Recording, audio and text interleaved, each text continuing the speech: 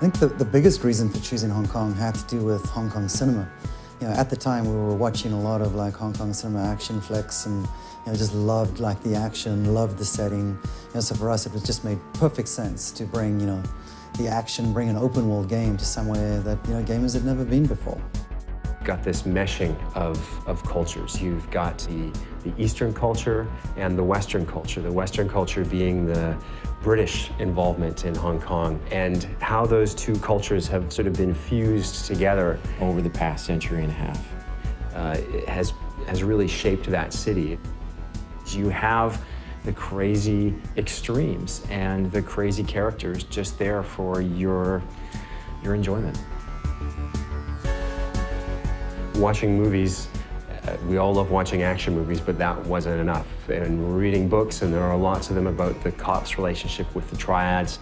That wasn't enough. We wanted to go there and experience it and understand not just what it meant to be there, but the elements that they could bring back. For the first time, we experienced the city through the viewfinder of our cameras, so we were just taking photos nonstop. There are parts of the city where it felt like you were just walking in a canyon of signage, you know what I mean? And then from there, the following day, you go to a different part of the city where it feels vast and open and modern. And you're seeing a building that's over 100 stories tall, and next to it, there's a tiny little temple.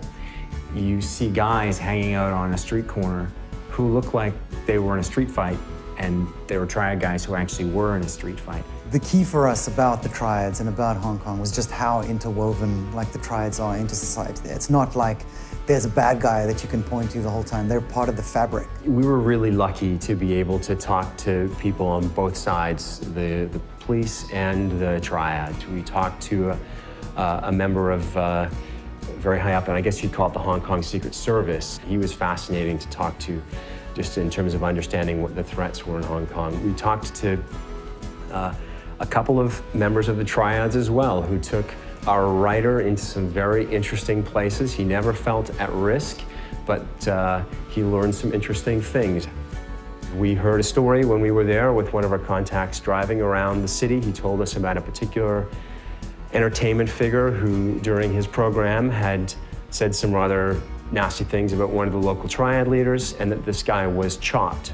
Chopped being the term of being attacked by a triad but left alive. No sooner had he told us the story than we drove around a corner, and he said, well, there he is. And sure enough, there was this guy walking down the street who we passed, who was years after the attack, but very visibly limping and very visibly maimed.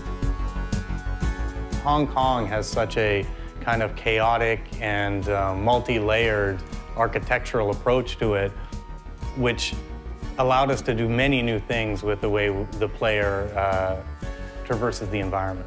But we've basically taken the essence of the city, the essence of the lifestyle, and designed all of our gameplay mechanics around that so that we can basically embrace the culture, but also create an experience where players will actually feel like a, gangster. Hong Kong is an island, and what we did was create an island with 4 separate neighborhoods. North Point, which is where you start the game, which is more reminiscent of Kowloon. Central Hong Kong, very famous skyline. Kennedy Town, built on the side of one of the hills in Hong Kong, more of an affluent neighborhood. And then Aberdeen Harbor, around the back of the island. The traffic is on the left-hand side of the street. We decided, for the sake of authenticity, that we were going to go with that. We wanted to capture a bit of everything, because really what's unique about Hong Kong is its diversity, and we wanted to capture that diversity. And small things like the tiny alleyways, the cluttered alleyways that feel dingy, foreign, and threatening in some ways. Layers of signage and pipes and wires and hanging laundry. It's a bit overwhelming in the beginning, but then you start slowly getting adjusted to what you're seeing. If you want to spend time just roaming around the island, enjoying the races and the mini games and the events and favors and shopping and all that kind of stuff, then that's entirely there for you to do. The final result is a city that feels authentic, but at the same time, it's fun to explore and to experience.